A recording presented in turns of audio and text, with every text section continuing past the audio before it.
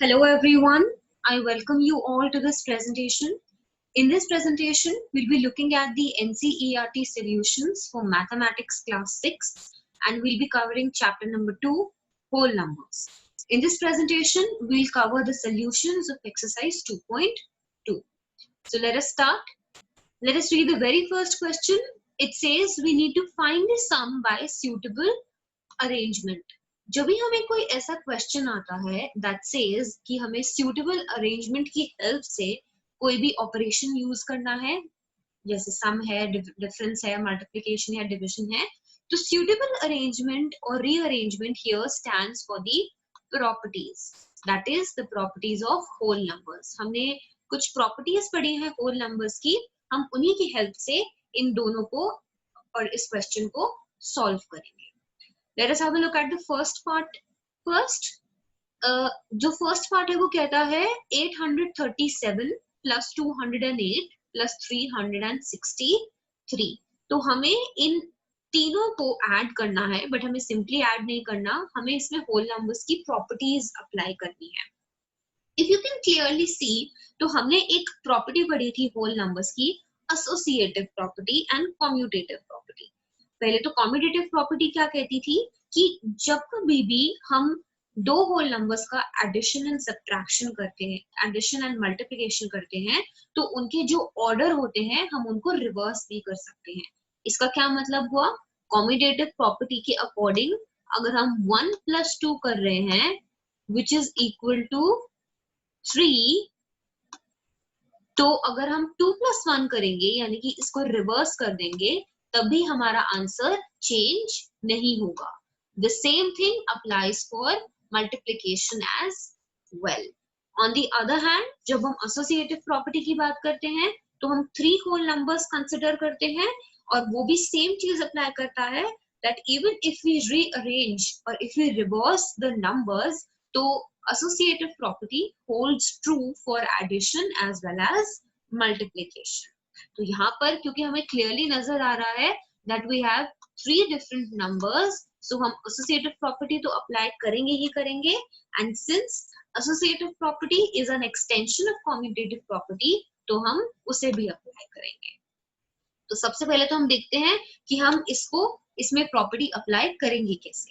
We prefer to club those two numbers जिनको add करके या कोई भी ऐसा ऑपरेशन यूज करके हमें उनके एंडिंग में 0 मिले. इसका क्या मतलब हुआ?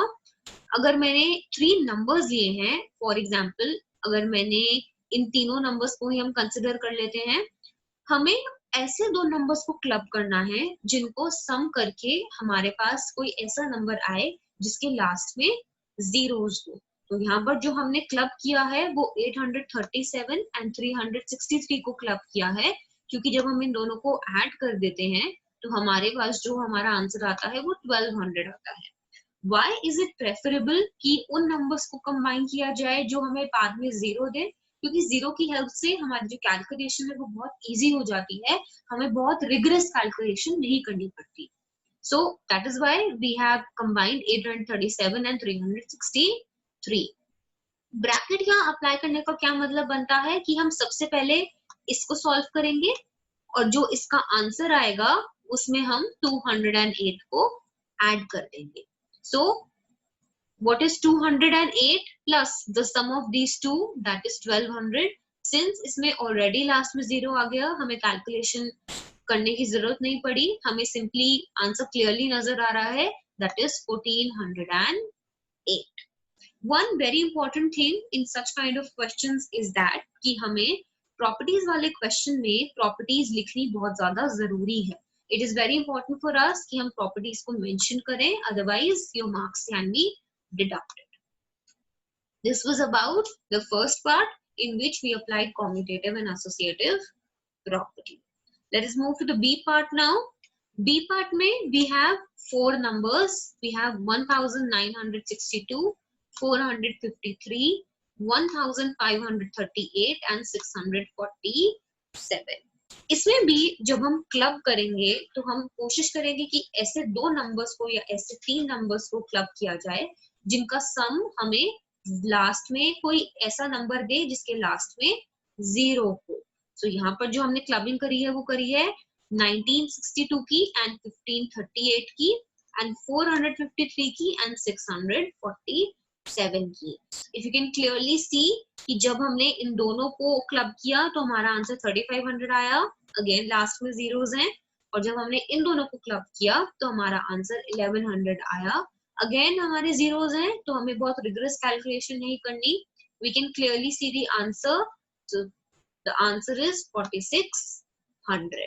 हमने यहाँ पर भी सेम प्रॉपर्टी अप्लाई करी है, इसीलिए हमने एक ही बार लिखा है। So by commutative and associative property we have solved these two parts. All you need to do is you need to remember the properties and you will be able to solve such questions. Let's move to the next question.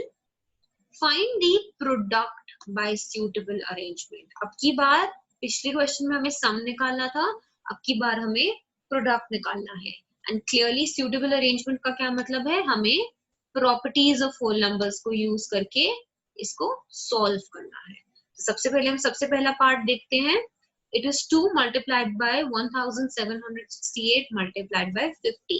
Again the same thing, जब भी हम properties apply करते हैं हम उन numbers को club करने की कोशिश करते हैं जो हमें कोई सम करके या प्रोडक्ट करके कोई ऐसा नंबर दे जिनके लास्ट में 0 आए। सो हमें क्या क्लियरली नजर आ रहा है कि अगर हम 2 और 50 को क्लब कर देंगे तो हमें आंसर 100 मिल जाएगा, और जो हमें पता है कि 100 से अगर हम किसी चीज को मल्टीप्लाई करते हैं तो सिंपली हमें लास्ट में जीरोस ऐड कर देने होते हैं and the number remains the same. So हम इसको रिप्रेजेंट कैसे करेंगे, 1768 बाहर रहेगा, और क्योंकि हमने इन दोनों को क्लब किया है इसलिए हम इन दोनों को ब्रैकेट्स में पुट कर देंगे। And you need to mention the property again. It is the same property that we have used by commutative and associative property. और जब हम इसका आंसर निकालेंगे we will solve the bracket first. So what is 2 into 50? It is 100. And if we multiply 100 by any number, we can simply write the number as it is and just add 2 zeros at the end. This was about the first part. Let us have a look at the second part now. It is 4 multiplied by 166 multiplied by 25. Clearly, अगर हम 4 into 25 करते हैं तो हमें answer 100 मिलता है, और जब हम 100 को 166 से मल्टीप्लाई करेंगे तो हमारा आंसर सिंपली 166 लिख दिया जाएगा और लास्ट में हम 100 के 2 जीरोस को पुट कर देंगे। So it is similar to the previous one. So 166 multiplied by 4 into 25 in brackets by commutative and associative property, and जो हमारा आंसर निकल कर आ जाएगा वो आ जाएगा 166 multiplied by 100 which equals to 16600। So 0 prefer की जाती है क्योंकि इससे हमारी कैलकुलेशन इजी हो जाती है, रिग्रेस कैलकुलेशन नहीं करनी पड़ती। Let us move to the C part now. It is 8 multiplied by 291 multiplied by 125. So if we combine 8 and 125, we'll get a number जिसमें zeros हैं, rather simply we'll get 1000, और जब हम उसको 291 से मल्टीप्लाई करेंगे तो our answer will be 2,91,000।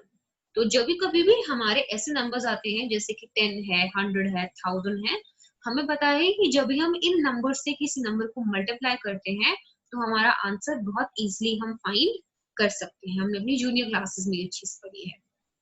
Again the same property has been applied, commutative and associative property. Now comes the D part. It's 625 multiplied by 279 multiplied by 16. Okay, firstly, अब क्योंकि ये बड़े numbers हैं, you won't be multiplying all the numbers and seeing कि हाँ किसमें 0 आ रहा है तो हम उसको क्लब करें।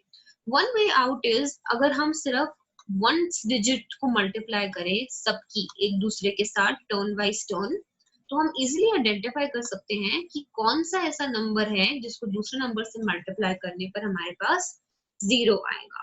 So if we club 5 and 9. What is 5 into 9? 5 9s are 40. तो yes, हमारे पास लास्ट में 0 आ रहा है.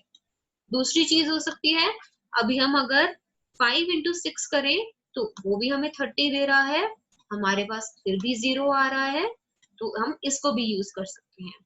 एक हिडन ट्रायल और रहता है हमारा, अगर हम 9 और 6 को मल्टीप्लाई करते हैं हमारा आंसर आता है 54. तो हम ये रिलेशनशिप तो डेफिनेटली नहीं यूज कर सकते, but you are still left with 2 options, so we can choose either of the two. तो आंसर देख लेते हैं. It is 279 multiplied by 625 into 16 in brackets, क्योंकि जब हमने देखा था तो इसका आंसर क्या निकल कर आ रहा था, 0 लास्ट में आ रहा था. So what is 625 into 16? It is simply 10,000. And when you multiply 10,000 by 279, you'll get the answer as 27 lakh and 90,000. So by commutative and associative property, हमने इस क्वेश्चन को solve कर दिया. Moving on to the E part now. What is 285 into 5 into 60? So if we simply club 5 and 60, हमें multiply करके 300 आ जाएगा, और जब हम 300 को 285 से multiply करेंगे, हम लास्ट में 2 zeros ऐड करके इस नंबर को सिर्फ 3 से अगर multiply कर दें तो हमारा आंसर आ जाएगा 85,500. So हमने सेम प्रॉपर्टी अप्लाई करी है by commutative and associative property. Next comes the F part. We have 4 numbers here. तो हमें बिल्कुल ध्यान से क्लबिंग करनी होगी कि हम कौन से 2 नंबर्स को क्लब करें कि हमें ऐसा आंसर मिले जो लास्ट में 0 दे. एक बार देखते हैं. अगर मैं 5 को और इसको कंबाइन करती हूँ तभी भी हमें 0 मिलेगा. अगर हम इन दोनों को कंबाइन करते हैं तभी भी 0 मिलेगा. अगर हम इन दोनों को कंबाइन करते हैं हमें तभी भी 0 मिलेगा. लेकिन अगर मैं इन दोनों को कंबाइन करूं तो हमें 0 नहीं मिलेगा. सो अगर हम इस ऑर्डर में कंबाइन करें, like 125 into 40 and 8 into 25, this will also work. अगर हम इस ऑर्डर में कंबाइन कर रहे हैं 125 into 8 and 40 into 25, this will also work. Your answer won't be wrong. So what is 125 into 8? It is 1000. And what is 40 into 25? It is also 1000. So it's तो बहुत ही simple हो गया हमारे लिए. सिंपली हमने 6 digit पुट कर देनी है and the answer is 10 lakhs. Again the same property, by commutative and associative property we have solved this question. आपको बस ब्रैकेट्स का ध्यान रखना है कि आप ब्रैकेट्स उन्हीं नंबर्स के आसपास पुट करें जिनको आपको क्लब करना है और जिनसे आपको 0 मिलेगा. Question number 3. Find the value of the following. हमें simply इस क्वेश्चन में वैल्यू फाइंड करनी है, यानी कि इसका आंसर निकालना है. Though it is not mentioned here, लेकिन हमें प्रॉपर्टीज का यूज करना है, the properties of whole numbers, because जो सिंपल कैलकुलेशन है वो बहुत ज्यादा हमारे लिए रिगरस है and it is not something that we do in higher classes. We used to do that in junior classes. We don't do that anymore. तो सबसे पहले ए पार्ट देखते हैं. ए पार्ट में अगर हम क्लियरली देखें तो इस पूरे क्वेश्चन में हमें एक कॉमन चीज नजर आ रही है. वो कॉमन चीज क्या है? 297. 297 एक ऐसा नंबर है जो 17 को भी मिला हुआ है और 3 को भी मिला हुआ है. तो हमें पता है कि मैथ्स में अगर हमारे पास एक क्वेश्चन में कोई ऐसा नंबर है जो कॉमन है तो हम उसको बाहर निकाल सकते हैं, अलग से कॉमन निकाल सकते हैं. तो अगर इसमें पूरी क्वेश्चन में से 297 बाहर निकाल देती हूँ तो I am left with 17, I am left with plus and I am left with 3. तो 297 और मल्टीप्लीकेशन इकट्ठे अगर हमने बाहर निकाला तो हमारे पास ब्रैकेट में क्या बच गया? 17 प्लस 3. क्लियरली ये हमने डिस्ट्रीब्यूटिव प्रॉपर्टी अप्लाई करी है. डिस्ट्रीब्यूटिव प्रॉपर्टी क्यों? क्योंकि पहले 297 वाज डिस्ट्रीब्यूटेड बिटवीन 17 एंड 3, हमने कॉमन निकाला और फिर हम अपना आंसर इजीली फाइंड कर सकते हैं. So what is 17 plus 3? It is 20. If you simply multiply 297 into 20, we'll get the answer as 5,940. This was distributive property. B part, ये similar part है. इसमें अगर हम कोई नंबर कॉमन निकाल सकते हैं तो वो है ये वाला number. So this number that is 54,279 हम कॉमन निकाल देंगे. So we'll be left with 92. We'll be left with the sign of plus and then we'll be left with the number 8. तो 54,279 बाहर कॉमन निकालने के बाद ब्रैकेट में 92 plus 8 बचेगा which equals 100. And if we multiply this number by 100, we'll get this number very easily without doing any calculations. तो properties का जो बेसिक मोटिव होता है वो यही होता है कि हमें कैलकुलेशंस ना करनी पड़े और हमारा आंसर बिना कैलकुलेशन करे सिर्फ क्वेश्चन को देखकर ही निकल आए, क्योंकि हमारे पास ऐसा नंबर है जिसके लास्ट में 0 है. Again, we've used the distributive property. That is why we haven't mentioned it here. Okay, so this was about question number 3. B part. Let's move to C part now. It is 81,265 multiplied by 169 minus 81,265 into 69. Again, we can clearly see that we can take out this as a common number. अब हमारे पास क्या बचता है? हमारे पास 169 बचता है. अब की बार माइनस का साइन बच रहा है क्योंकि माइनस था और 69 बच रहा है. तो ये भी हमें क्लियरली नजर आ रहा है. अगर हम 169 माइनस 69 कर देंगे तो हमारे पास 100 आ जाएगा और जब हम उसको 81,265 से मल्टीप्लाई कर देंगे so we'll get the answer as this, that is 81,26,500. Again, we've used the distributive property here. Next question. Okay, in this question if you see तो हमें कुछ भी कॉमन नहीं नजर आ रहा है. Then what are we going to do in such kind of questions? Let us see. तो सबसे पहले क्वेश्चन देखते हैं कि क्या है. It is 3,845 multiplied by 5 multiplied by 782 plus 769 into 25 into 218. तो हम कोशिश करेंगे कि हम एक ऐसे नंबर को स्प्लिट कर दें एक ऐसे नंबर में ताकि जब हम उसको मल्टीप्लाई करें किसी से तो हमारा आंसर बिना कैलकुलेशन के इजीली निकल आए. मैं क्या कहना चाह रही हूँ? Let us have a look at the solution and understand. सबसे पहले तो कंसीडरिंग दीज 3 नंबर्स हम इनको सेम रखेंगे और हम जो स्प्लिट करने की कोशिश कर रहे हैं वो हम कर रहे हैं 25. सो 3,845 into 5 into 782 remaining the same. यहाँ पर हमने प्लस के साइन के बाद स्प्लिटिंग शुरू करी है जिसमें हमने पहले 769 को पहले लिखा है और 25 जिसको हम 5 into 5 लिख सकते हैं वो हमने स्प्लिट कर दिया है ऐसे. 25 was here जिसको हमने स्प्लिट कर दिया 5 into 5 में. क्यों किया आगे चल के आपको नेक्स्ट स्टेप्स में पता लग जाएगा इसकी इंपॉर्टेंस क्या थी और इसका रेलेवेंस क्या था. और जो 218 है वो हमारा as it is रहेगा. नेक्स्ट स्टेप में हमने अगेन इस वाले पार्ट को सेम रखा है. We are simply solving this part right now. What have we done? We have simply multiplied these two numbers.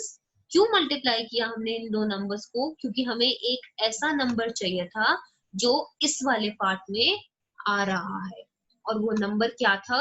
3,845. तो जब हमने 769 को मल्टीप्लाई कर दिया 5 से तो हमें वही सेम नंबर मिल गया जो प्लस के पहले वाले सेट में आ रहा था. अब हमारे लिए बहुत इजी हो गया है कॉमन निकालना इस पूरी क्वेश्चन में से. तो कॉमन क्या निकल आएगा? 3,845 into 5 भी कॉमन आ रहा है. इनफैक्ट हमारे पास दो चीजें कॉमन आ रही है यहाँ पर. What are we left with? We are left with 782, a sign of plus, and 218. So if we multiply all three of them, we'll get the answer straight away without doing any rigorous calculations. That is this number. So this is how you solve this kind of question. ये बहुत important question है because इस question में हमें clearly नहीं दिखाया गया था कि हमें common क्या निकालना है. Rather हमें अपने माइंड के अकॉर्डिंग कंसेप्ट अप्लाई करके ये फाइंड किया कि कौन सा ऐसा नंबर मल्टीप्लाई करके हम एक ऐसा नंबर निकाल सकते हैं जो बाद में हम कॉमन बाहर कर सके. This is also distributive property applied here. A very important question. Let's move to question number 4. Again the same thing that we need to find the product using suitable properties. अब इन्होंने mention ही हमें straight away कर दिया कि हमें properties use करके इनका product find करना है. अब हम इनको डायरेक्टली नहीं मल्टीप्लाई कर सकते हैं बिकॉज इट इज मेंशन कि हमें प्रॉपर्टीज यूज करनी है.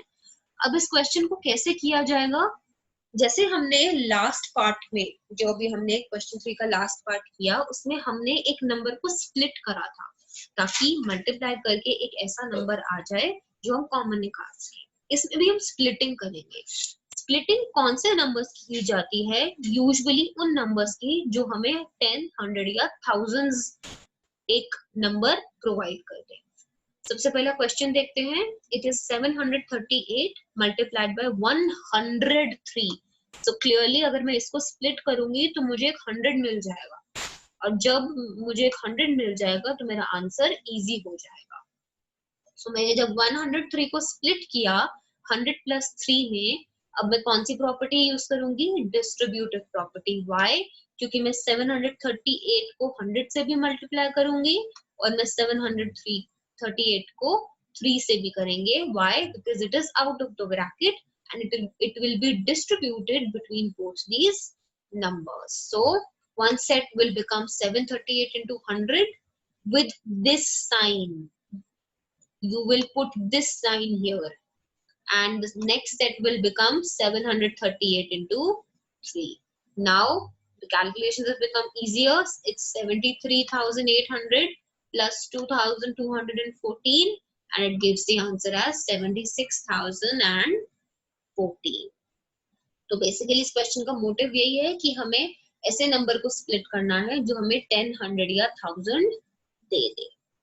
Distributive property is used here because we have distributed a number to two given numbers. B part.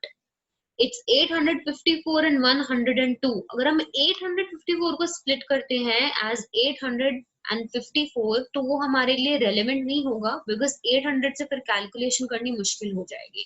So we'll simply split 102. It will be written as 100 plus 2.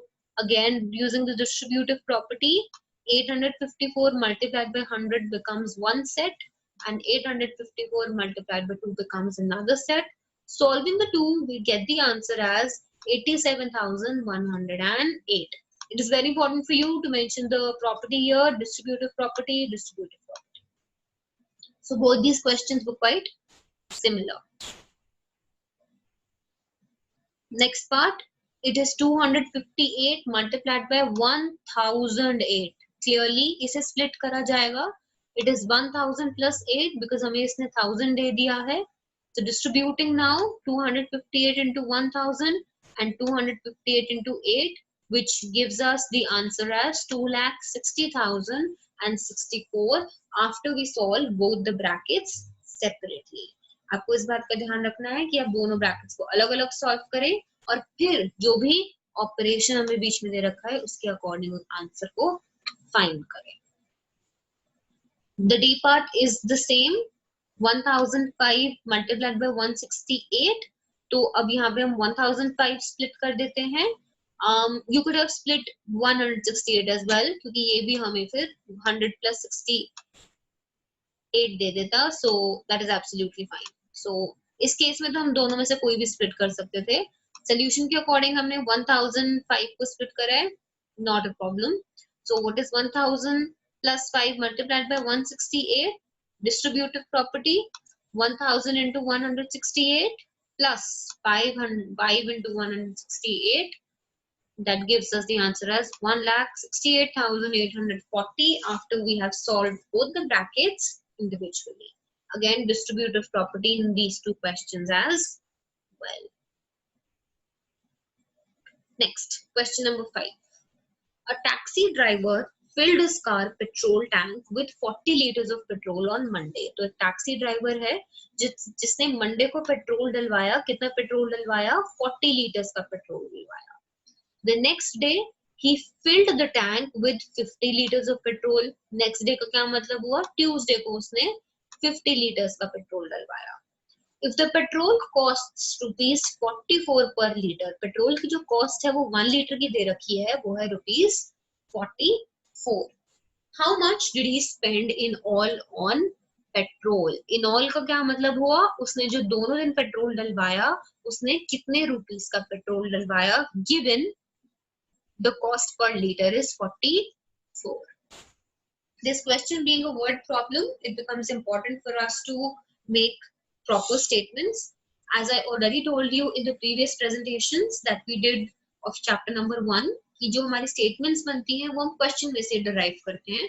सबसे पहले जो हमारी statement बनी वो बनी quantity of petrol filled by taxi driver on Monday. Monday को कितना fill कराया उसने, 40 liters. Next, quantity of petrol filled by taxi driver on next day, 50 liters. सबसे पहले तो टोटल निकाल लेते हैं कि उसने टोटल कितने लीटर्स फिल करा, 90 लीटर्स फिल करा. तो क्योंकि हमें एक ऐसा नंबर मिल गया है जिसके पीछे 0 है, ये हम इजीली सॉल्व कर सकते हैं. तो उसने कितने पैसे स्पेंड करे या कितना अमाउंट स्पेंड करा दोनों दिन पेट्रोल डलवाने पे, cost per litre multiplied by जितना उसने लीटर्स पेट्रोल डलवाया दोनों दिन, that is 90. That gives us the cost as rupees 3,960. तो दोनों दिन का उसका पेट्रोल का जो खर्चा निकल कर आया वो आया 3,960 rupees. This was about the 5th question. Moving on to the 6th question now. A vendor supplies 32 liters of milk to a hotel in the morning. एक वेंडर है भैया जैसे जो दूध देते हैं, वो कितना दूध सप्लाई करते हैं मॉर्निंग में होटल को, 32 लीटर्स मॉर्निंग में and 68 litres of milk in the evening. तो वो सुबह शाम मिल्क सप्लाई करते हैं, मॉर्निंग में 32 लीटर्स, इवनिंग में 68 litres. If the milk costs rupees 15 पर लीटर, मिल्क की जो कॉस्ट है वो कितनी है 1 लीटर की, 15. How much money is due to the vendor. अभी जो होटल वाले हैं they haven't paid the vendor yet for the day, तो उनको हमें पहले कॉस्ट निकालनी है कि एक दिन में वेंडर के पैसे कितने बनते हैं. It's somewhat similar to the previous one. Okay, quantity of milk supplied by the vendor in morning. Morning में कितना उसने सप्लाई किया, 32 liters. Quantity of milk supplied by the vendor in evening, कितना इवनिंग में सप्लाई किया, 68 liters. तो ये morning और इवनिंग का बनाकर हमारे पास 1 डे का मिल्क आ गया, जो अमाउंट उसने सप्लाई किया, कितना क्वांटिटी सप्लाई किया, 32 plus 68 gives us 100. You can clearly see 100 से हमारी कैलकुलेशन बहुत इजी हो जाएगी. तो अगर 1 लीटर की कॉस्ट 15 है तो 100 लीटर्स की कॉस्ट कितनी होगी, multiplication. So what is 15 into 100 rupees, 1500 बनता है उस वेंडर का एक दिन का income. This was about the 6th question. 7th one, match the following. This is a simple matching question. हमें लेफ्ट हैंड साइड पे जो रोमन नंबर्स में दे रखे हैं वो कुछ क्वेश्चंस हैं और एबीसी में जो दे रखे हैं प्रॉपर्टीज के नाम है. हमें एक प्रॉपर्टी आइडेंटिफाई करनी है और उसको मैच करना है विद द आंसर. सबसे पहले अगर हम देखें फर्स्ट क्वेश्चन में, वी कैन क्लियरली सी कि 425 इन दिस क्वेश्चन हम कॉमन निकाल सकते हैं. सो अगर हम 425 को कॉमन निकाल कर 136 को ऐसे स्प्लिट कर दे कि हम इसको 100 plus 30 plus 6 लिखें, एंड आफ्टर दैट अगर हम इसको डिवाइड करें या डिस्ट्रीब्यूट करें तो हमारे लिए आंसर निकालना बहुत इजी हो जाएगा, rather than finding the answer by simple multiplication. So as I said, क्योंकि हम 425 को डिस्ट्रीब्यूट करेंगे तो इस क्वेश्चन में जो प्रॉपर्टी अप्लाई करी गई है वो करी गई है distributivity of multiplication over addition. Similarly second question अगर हम देखें तो अगर 2 into 49 into 50 is equals to 2 into 50 into 49, ये वही वाला है जो मैंने आपको बताया था कि अगर हम 1 plus 2 करें वो भी 3 आता है, 2 plus 1 करें वो भी 3 आता है. मल्टीप्लिकेशन में भी यही होता है, 1 into 2 करेंगे तो 2 आएगा, 2 into 1 करेंगे तभी भी 2 ही आएगा. So this is commutative property, but commutative के अंदर दो है, मल्टीप्लिकेशन भी है और एडिशन भी है. So साइन से हमें पता लग रहा है that this is multiplication. So this property is commutativity under multiplication. बाकी थर्ड वाला क्या हमारा बना 80 plus 2005 plus 20 equals 80 plus 20 plus 2005. इन्होंने बस ऑर्डर रिवर्स कर दिया. You can clearly see इसमें भी हमने commutative property अप्लाई करी है. बस फर्क क्या है कि इसमें commutativity under एडिशन अप्लाई करी है क्योंकि यहाँ पर उन्होंने हमें ऑपरेशन जो दे रखा था वो प्लस का दे रखा था. This was it about this question. It was very simple. So this is it for this exercise. Thank you so much for watching.